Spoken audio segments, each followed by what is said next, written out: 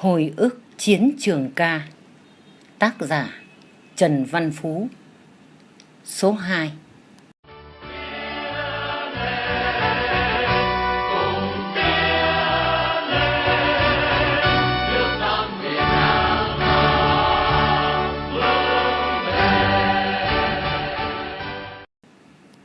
Thời chống Mỹ đánh nhiều, nhưng cũng chưa bao giờ pháo ta bắn nhiều như lúc này.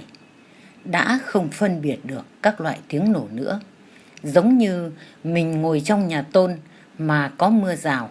Lúc đầu hạt nặng, mưa thưa, còn nghe rõ từng hạt mưa rơi. Đến lúc mưa dày thì chỉ còn nghe tiếng vang và tiếng sấm chớp loang loáng. Đúng là bắn như đổ đạn.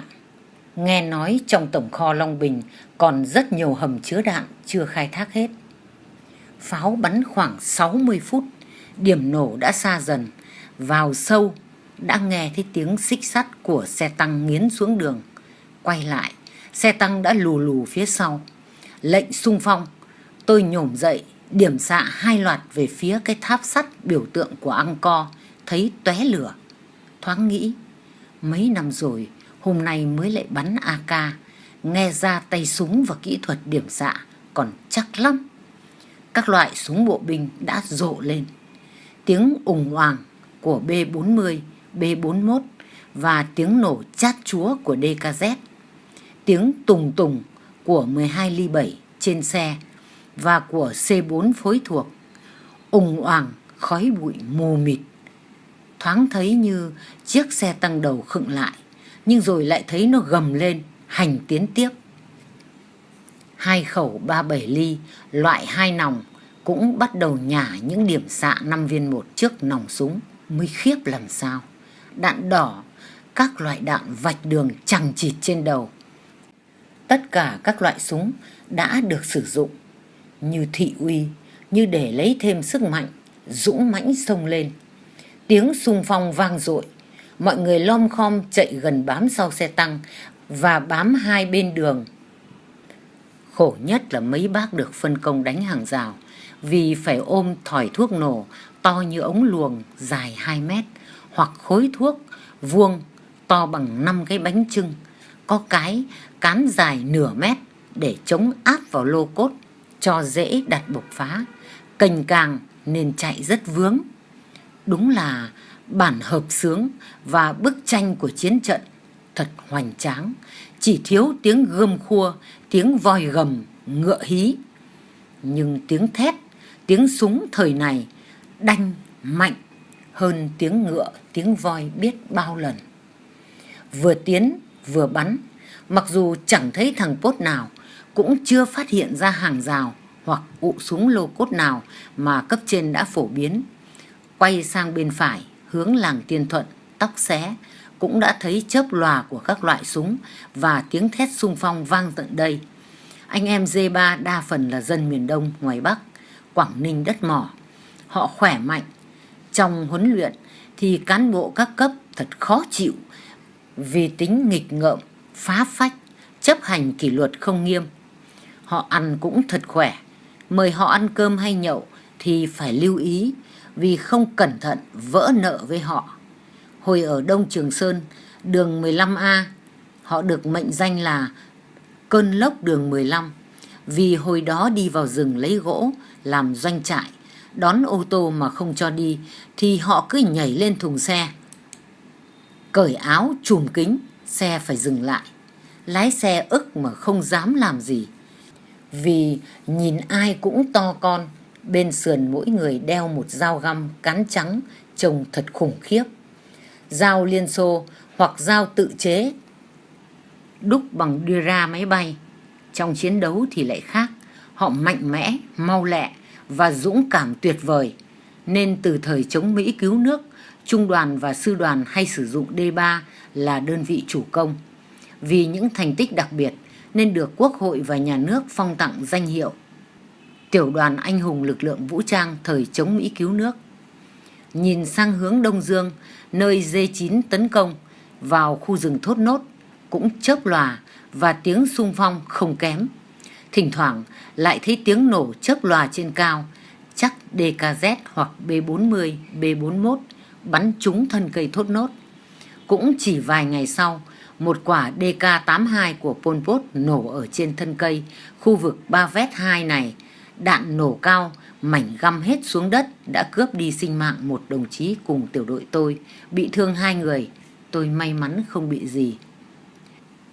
Tiếp tục hành tiến 300 mét, 500 mét, rồi 800 mét, tới rìa làng Ba Vét 2, trời sáng hẳn. Đã nhìn rõ những căn nhà sàn, nhà xây bên ngoài.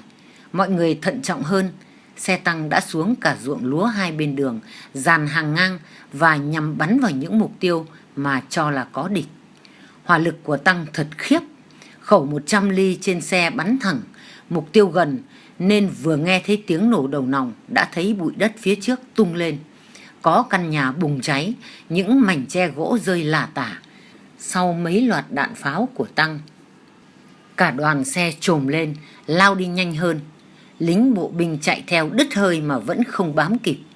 Không thấy hàng rào ụ súng nào, nên đã thấy rải rác bộc phá ống, bộc phá gói vứt ở đường, rồi thấy cả dàn định hướng và cầu gỗ vượt mương nữa. Lính ta vất cho nhẹ để chạy theo tăng, đánh chiếm vào làng. Nhưng quái lạ, không thấy một loạt đạn hay phát súng nào bắn trả của Pốt.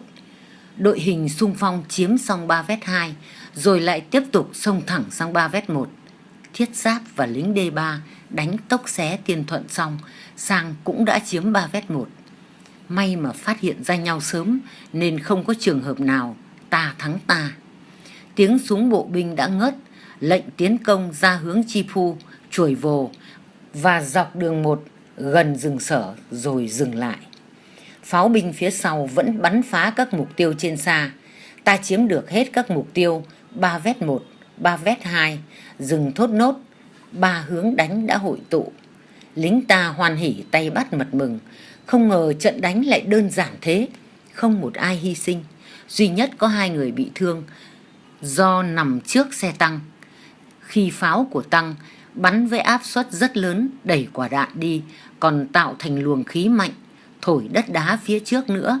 2 đồng chí này bị thương là do đất đá văng vào. Mọi người nhận định ngay là thấy ta chuẩn bị rầm rộ tấn công lớn, Pốt đã bỏ chạy để tránh đòn. Hôm sau, tại hội nghị rút kinh nghiệm trận đánh của sư đoàn, ông Vũ Cao, sau là Trung tướng Cục trưởng Cục Tác chiến Bộ Quốc phòng, nay đã nghỉ hưu sống ở Hà Nội, kết luận là chúng ta đã lấy búa đập ruồi, búa nặng. Khi vung lên, mạnh quá gây động, nên khi đập xuống ruồi đã bay đi hết. Và cũng phê phán trinh sát các cấp, trinh sát tiểu đoàn, trung đoàn, sư đoàn, quân đoàn, cho đến cả trinh sát của bộ nữa, đều sai một cách nghiêm trọng. Chuyện thật như đùa. Còn phía Pốt thấy nói là thương vong vì pháo rất nhiều, trong đó có cả thằng sư phó sư ba nữa. Sau khi các mục tiêu tấn công đã hoàn thành với chiến thắng tuyệt đối, tối 14 giờ ngày 24 tháng 11, lệnh cho đơn vị rút quân và thu dọn chiến trường. Thu dọn những thứ mà lính ta vất lúc sáng như bộc phá ống, bộc phá gói, mìn định hướng, cầu vượt mương, vân vân, và cả những quả đạn cối và DKZ nữa. Anh em vận tải được mùa chiến lợi phẩm của chính mình. Riêng C3, D1 được tăng cường trung đội 1 của C1 và một khẩu DK82, một khẩu 12 ly 7 của C4 hỏa lực được ở lại chốt giữ Ba Vét 1, đại đội 2 chốt giữ ở Ba Vét 2. Sở chỉ huy D1 và C1 về tập kết ở Mộc Bài, tăng thiết giáp và các đơn vị về vị trí đóng quân cũ. Sau những ngày chốt giữ và chuẩn bị tấn công địch mệt mỏi, căng thẳng, giờ đây sau trận đánh thắng một cách không ngờ, phía ta từ chỉ huy cấp cao đến lính đều có tư tưởng xả hơi, nghỉ ngơi, coi thường địch.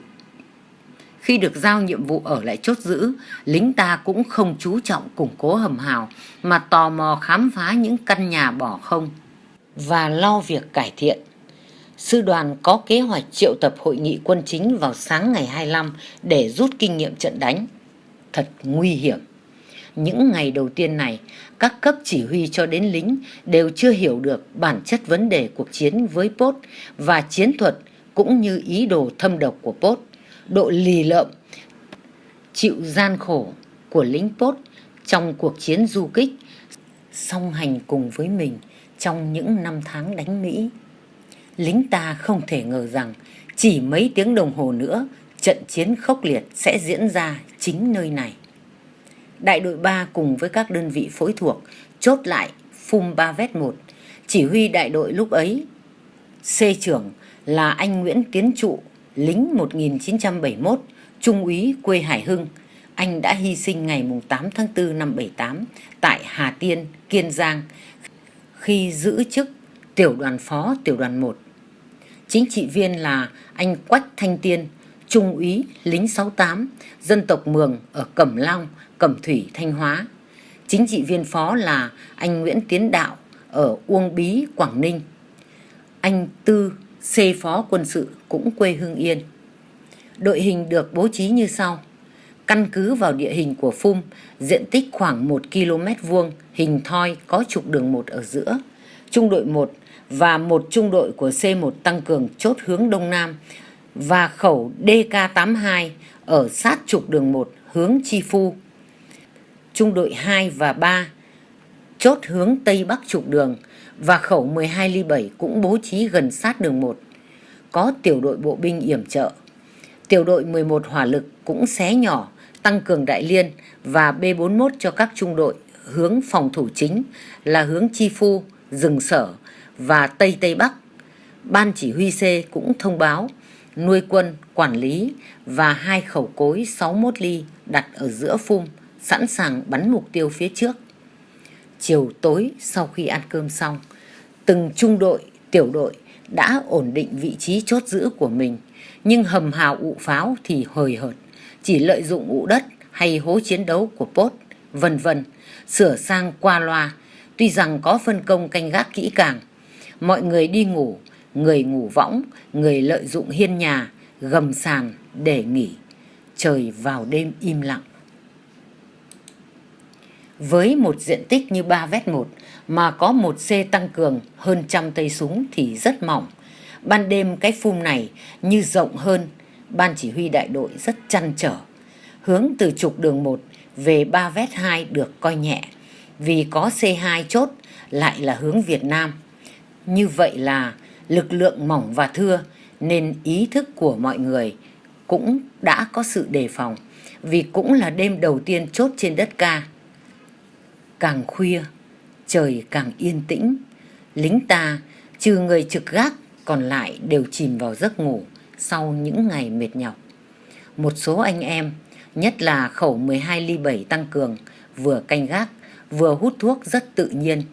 Trăng sáng mờ, trời đất tĩnh lặng.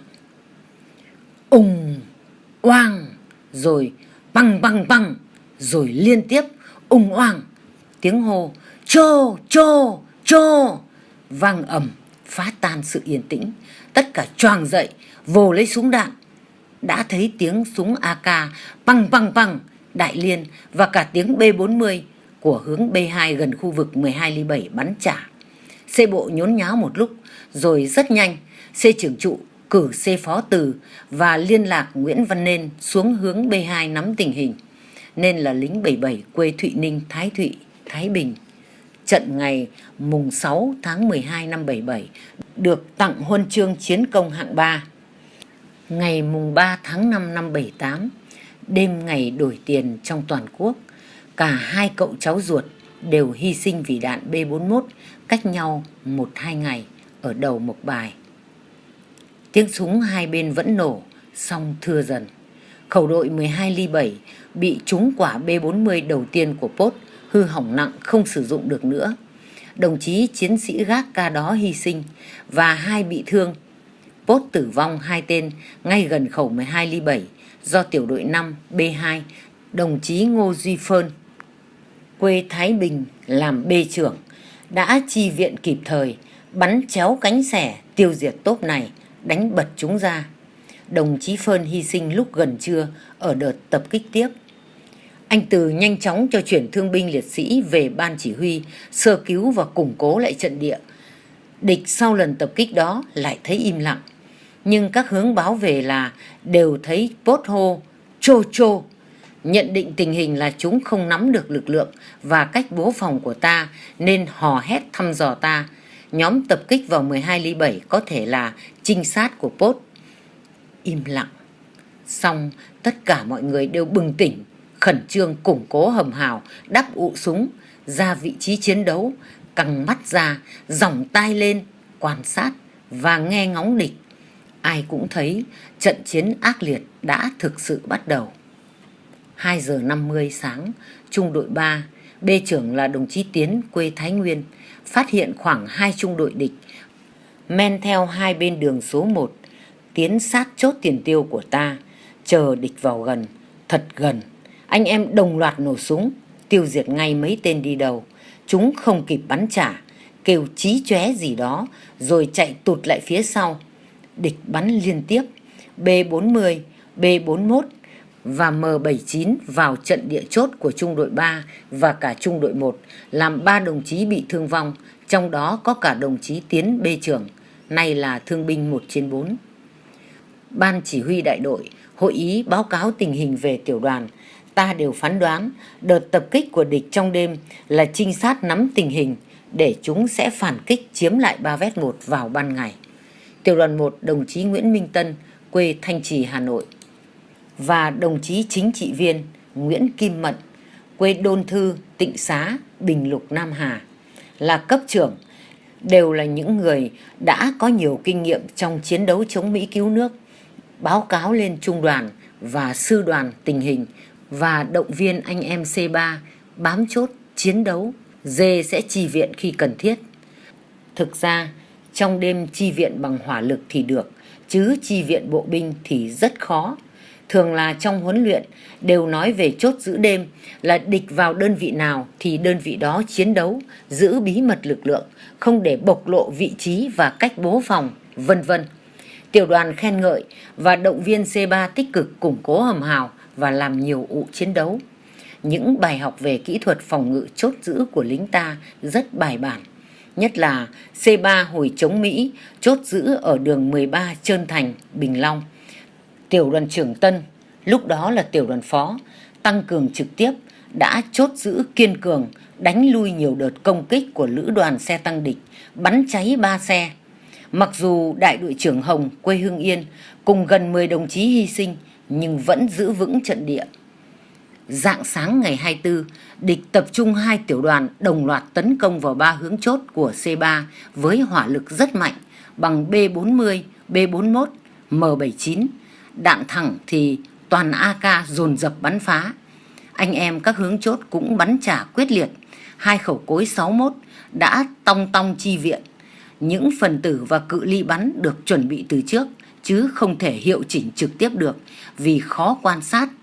Riêng khẩu DKZ-82 thì không được lệnh nổ súng vì mục tiêu là đề phòng tăng thiết giáp của Pốt. Anh em dùng AK chiến đấu như lính ở trung đội bộ binh. Trận đấu súng qua lại 20 phút thì bọn Pốt lại rút ra và kêu pháo 105 ly ở Chi Phu bắn vào đội hình. Anh em đếm được gần 18 quả. Ta có thương vong nhưng trận địa vẫn giữ vững.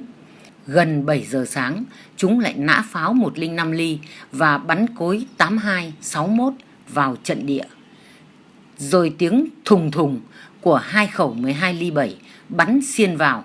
Anh em đoán địch đang lợi dụng ruộng lúa bò vào tấn công chốt. B trưởng Ngô Duy Phơn tranh thủ chạy qua các chốt, nhắc nhở động viên anh em. Phát hiện địch vào gần, Phơn tung người ném liền 2 quả lựu đạn vào tốp đi đầu. Toàn trung đội chủ lực bắn găm về phía trước. Khẩu đại liên của A11 tăng cường cũng bắn chéo cánh xẻ sang ghim đầu bọn Pốt. Khí thế chủ động phản công rất dũng mãnh và bẻ gãy đợt mật tập vào hướng trung đội 3 chốt giữ. Lúc này, cối 82 ly, pháo 122 ly của E4 đã bắn phá chung quanh Ba Vét 1, hỗ trợ cho C3 giữ chốt. Bọn Pốt thật lì. Chúng kiên trì lấn dũi, cố lợi dụng ruộng lúa bò vào gần chốt là đồng loạt đứng lên hô chô chô và bắn vào các chốt của ta, rồi lại nhanh chóng bò chạy ra ngoài. Tới gần trưa, B3 còn có 10 tay súng. B trưởng Phơn vẫn vận động tới các chốt, nhắc nhở anh em quyết tâm giữ chốt, kiên cường đánh địch. Bọn Pốt vẫn tiếp tục tập kích, lấn dũi vào hướng B2. Liên lạc đại đội xuống thông báo có 2 trung đội của C2 cùng lực lượng vận tải đang đến tăng cường. Đúng lúc đó, bọn Pốt lại tập trung đánh dũi với số lượng đông hơn. B trưởng Phơn vừa chạy đến các chốt thông báo vừa bắn địch. Đang bắn, Phơn khựng người, ngã xuống bởi loạt AK của Pốt. B trưởng Phơn đã anh dũng hy sinh. Mới cách đây mấy ngày, gặp Phơn, anh kể là mới về phép, cười hiền lành. Chắc chắn lần này có tí rồi. Khi viết tới đây, nước mắt tôi lã chã rơi xuống bàn phím, kính đã nhòe. Vô cùng thương nhớ đồng đội đã cùng ở với nhau mấy năm hồi đầu quân ngũ. Từ đêm, khi những đợt tập kích vào Ba Phét, nơi C3, D1 đang chốt giữ, đều đã được báo lên EF, nhưng một số cán bộ tác chiến và cơ quan EF đều chủ quan cho là bình thường, vì ta vừa đánh cho chúng một trận tan nát sĩ diện, làm Pốt đã cao chạy xa bay, nên trong tư tưởng một số sĩ quan cho là cấp dưới báo cáo tình hình địch quá mức. Sư đoàn vẫn tổ chức họp quân chính theo kế hoạch lúc 8 giờ sáng để rút kinh nghiệm trận đánh ngày 23 như đã nói ở trên. Sư đoàn cũng lần chần trong việc dùng pháo bắn hỗ trợ để D1 tự giải quyết. Khi D1 và E tổ chức cho vận tải và xe cứu thương lên Ba Vét 1 lấy thương binh, số lượng thương binh liệt sĩ đã nhiều, nhất là quá trưa. Một chuyến vào lấy thương thì bị Pốt phục kích, bắn cháy xe. Rất may đồng chí Hồng lái xe và một y sĩ, một vận tải nhảy ra được khỏi xe. Đồng chí Hồng bị thương vào cánh tay, 3 đồng chí chạy ngược về Ba Vét 2, địch bắn đuổi nhưng không ai việc gì. Địch đã điều khoảng 1 trung đội đánh bọc hậu, chia cắt 2 phum, hòng cô lập Ba Vét 1. Báo cáo về tới sư đoàn, hội nghị quân chính phải dừng sau khi đồng chí Vũ Cao, sư trưởng, kết luận là ta đã dùng búa tạ, đập ruồi, có thể một số ruồi đã bầu lại, và thúc giục D1, E1 nhanh chóng về chỉ huy chiến đấu. Trở lại tình hình đang diễn ra ở Ba Vét 1. Lúc gần trưa, C2 đã điều được 2 trung đội lên tăng cường cho C3. Vận tải đã chuyển thêm đạn, cơm nắm, nước uống cho anh em. Thương binh liệt sĩ đã chuyển gần hết về sau. Được tiếp thêm sức mạnh, lính C3 hồ hởi hẳn lên, vừa ăn cơm vừa thay nhau canh gác và sửa sang lại hầm hào. Chống trả gần chục lần tập kích của địch suốt từ đêm nên anh em rất mệt, thương vong cũng nhiều. Ban chỉ huy đại đội chia nhau xuống các trung đội động viên, úy lạo anh em và thông báo nhận định của trên là địch sẽ còn tập kích tiếp để tiêu hao lực lượng của ta. Có thể tối sẽ tổng tấn công chiếm lại Ba Vét 1. Tình hình tiếp diễn sẽ còn rất căng thẳng và ác liệt. Anh em phải nâng cao ý chí chiến đấu và cảnh giác hơn nữa, chủ động đánh phủ đầu địch. Khi có điều kiện thì xung phong truy kích địch. Đúng như nhận định, bọn Pốt vẫn tăng cường lấn dũi, đánh bọc từ hướng đông, đông bắc, hướng của B1C1. Nhưng chúng không giữ được bí mật vì anh em đã cảnh giác khi chúng bắn cháy xe cứu thương, đã chỉnh lại đội hình phòng ngự và hướng chiến đấu, xác định chung quanh đều có địch. Uyên Uyên Việt Nam trân trọng cảm ơn quý vị và các bạn đã quan tâm theo dõi. Xin kính chào và hẹn gặp lại.